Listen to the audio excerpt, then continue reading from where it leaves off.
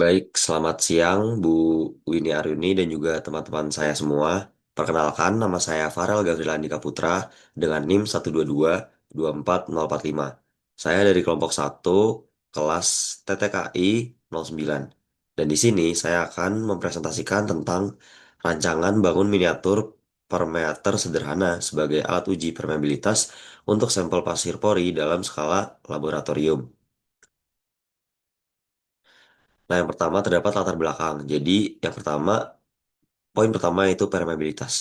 Permeabilitas berupa suatu gambaran yang ada dalam batuan sehingga kita dapat mengetahui seberapa baik batuan dapat mengalirkan fluida. Fluida tersebut bisa berupa minyak ataupun gas. Nah, untuk menguji permeabilitas suatu batuan dibutuhkan suatu alat yang dimana secara umum itu alat permeabilitas batuan dijual dengan harga yang mahal dan juga pengoperasionalannya yang cukup sulit sehingga kami eh, kelompok kami sebagai mahasiswa teknik perminyakan mempunyai ide untuk membuat suatu alat uji permeabilitas yang efektif dan juga ekonomis sehingga mudah digunakan dan juga harganya terjangkau. Dan di alat kami ini kami menerapkan prinsip yaitu berupa hukum Darcy. Selanjutnya terdapat rumusan masalah. Yang pertama, prinsip kerja. Selanjutnya terdapat proses desain. Dan yang terakhir terdapat efektivitas. Selanjutnya terdapat tujuan penelitian. Yang pertama, menjelaskan konsep permeabilitas. Selanjutnya terdapat merancang dan membuat alat uji sederhana. Dan yang terakhir, menguji efektivitas dan juga keakuratan alat. Nah, selanjutnya terdapat manfaat dari penelitian ini. Yang pertama, manfaatnya adalah sebagai media pembelajaran bagi mahasiswa, khususnya mahasiswa teknik perminyakan, untuk dapat menguji permeabilitas batuan dengan alat yang sederhana.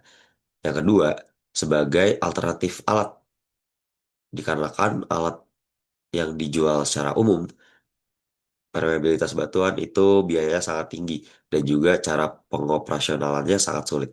Dan yang terakhir, sebagai media pengembangan bagi mahasiswa untuk dapat mengetahui dan juga belajar program-program seperti coding yang sangat bermanfaat untuk membuat alat-alat bagi eh, mahasiswa-mahasiswa.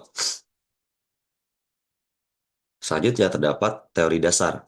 Nah, teori dasar ini kami menggunakan prinsip berupa hukum Darcy yang berbunyi Q sama dengan K dikali A per mu dikali dP per dx. Jadi hukum Darcy ini merupakan hukum yang digunakan dalam permeabilitas batuan, di mana Q sama dengan laju aliran fluida atau debit dengan satuan meter kubik per sekon. Selanjutnya terdapat K, yaitu permeabilitas batuan dengan satuan meter persegi atau dasi.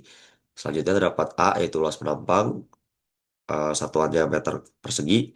Terus terdapat mu, viskositas fluida, Pascal sekon, dan yang terakhir dP per dx yaitu berupa gradien tekanan. Gradien tekanan ini merupakan perbedaan tekanan di ketinggian yang berbeda dengan satuan Pascal per meter. Selanjutnya terdapat metodologi. Jadi di metodologi ini terdapat material atau alat-alat yang kami gunakan. Yang pertama terdapat flowmeter yang nantinya digunakan sebagai alat untuk mengukur debit aliran air. Yang kedua terdapat Arduino Uno. Nah, Arduino Uno ini merupakan alat yang digunakan eh, istilahnya sebagai otak di dalam alat yang kami buat nanti. Misal kita punya komputer Arduino Uno ini bagaikan motherboard di suatu komputer. Selanjutnya terdapat kabel jumper yaitu berupa alat yang digunakan untuk menghubungkan antar komponen satu sama lain sehingga komponen-komponen tersebut bisa menjadi satu dan juga berkorelasi dan berfungsi.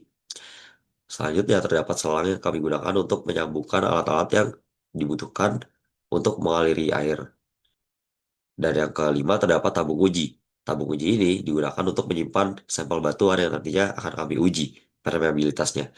Selanjutnya yang keenam terdapat keypad yang digunakan untuk menginput data-data yang nantinya akan divisualisasikan melalui LCD display yang ada di sebelah kanan gambarnya itu digunakan untuk uh, membaca digunakan untuk memvisualisasikan data-data yang telah diolah oleh Arduino Uno yang nantinya akan dikeluarkan oleh LCD display ini. Selanjutnya terdapat wadah air yang digunakan untuk menampung air-air yang nanti keluar dari flow meter.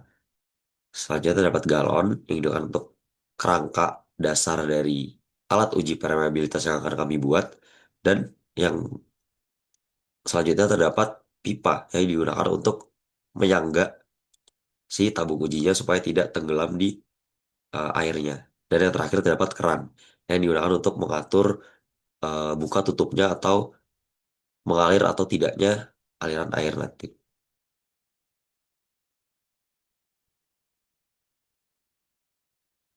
Baik, selanjutnya terdapat gambar desain.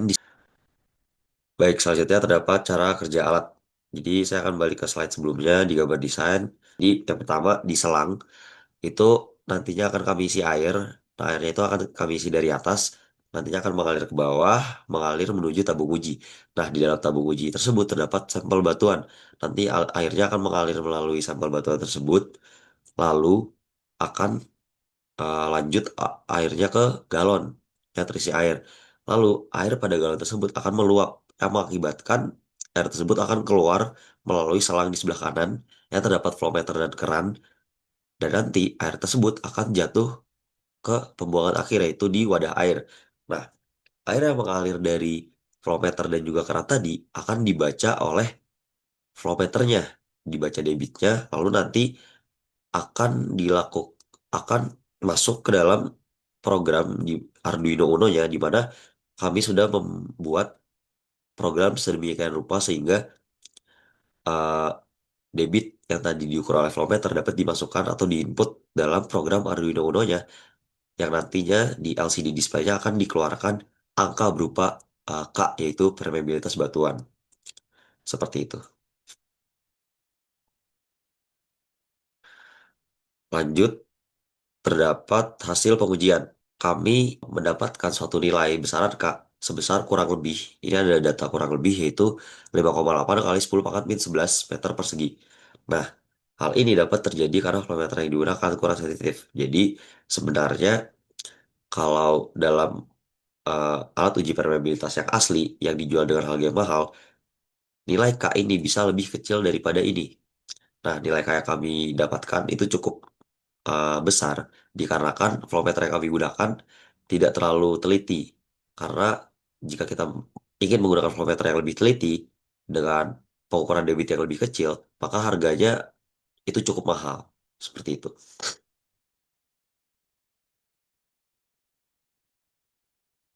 Ternyata terdapat kelebihan dan kendala. Yang pertama, kelebihan. Terdapat beberapa kelebihan, yaitu yang pertama biaya murah, fungsional, dan juga mudah digunakan. Dan yang selanjutnya terdapat kendala, yaitu akurasinya terbatas, lalu koordinasi tim sulit. Selanjutnya yaitu kendala pemrograman, karena pemrograman yang kami buat terkadang terdapat suatu error. Selanjutnya terdapat kesimpulan dan saran. Yang pertama kesimpulan. Dari percobaan yang telah kami lakukan, dapat disimpulkan yang pertama, alat itu berhasil bekerja dengan prinsip hukum Darcy. Yang kedua, biayanya murah dan juga sangat cocok untuk edukasi. Selanjutnya, eh, hasil yang diperoleh walaupun tidak seakurat dengan alat yang aslinya, tetapi cukup konsisten dengan galat atau deviasi kurang dari 10%. Dan yang terakhir, yang keempat, praktis untuk pemahaman aliran fluida Polri. Selanjutnya terdapat saran. Yang pertama, dari kelompok kami ingin memberikan saran untuk orang yang ingin mengembangkan alat ini. Kami memberikan saran untuk mengganti flow meter dengan flow meter yang lebih sensitif. Selanjutnya, diperlukannya uji banding dengan alat yang standar. Selanjutnya, terdapat tingkatkan daya tahan alat. Dan yang selanjutnya yang terakhir, kembangkan dengan bantuan lintas jurusan. Nah, ini terdapat dokumentasi alat-alat yang sudah kami buat. Yang paling kiri terdapat keypad, LCD display, dan di dalamnya terdapat Arduino Uno. Gambar tengah dan juga gambar kanan itu sama, yaitu gambar alat kami secara keseluruhan. Baik, terima kasih sudah mendengarkan presentasi saya. Kurang lebihnya mohon maaf. Wassalamualaikum warahmatullahi wabarakatuh.